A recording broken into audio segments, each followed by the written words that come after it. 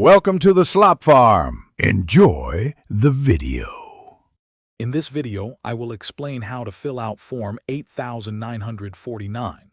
This essential tax document is used to report sales and exchanges of capital assets, such as stocks or bonds.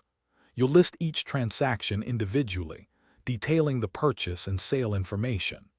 This process helps determine your overall capital gains or losses, which then transfer to Schedule D for final calculation. Before you begin, gather all necessary documents. Your Form 1099-B from brokers is crucial, as it provides most of the required information. You'll also need to know the exact dates you acquired and sold each asset, along with its original cost basis. Remember to include any commissions or adjustments that affect your basis for accurate reporting. Form 8949 is divided into two main parts.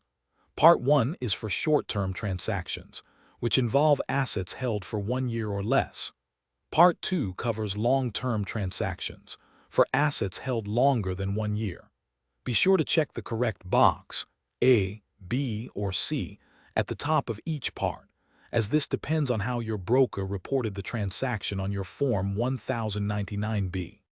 Once you've entered all your transactions, take a moment to carefully review everything for accuracy. Any errors could lead to issues with your tax return. After verifying, you'll transfer the totals from Form 8949 to your Schedule D, where your final capital gain or loss will be calculated. Don't forget to check the description for a link to the Owala water bottle and other great deals. This ensures your tax filing is complete and correct. Thanks for watching. Consider subscribing if we helped you today.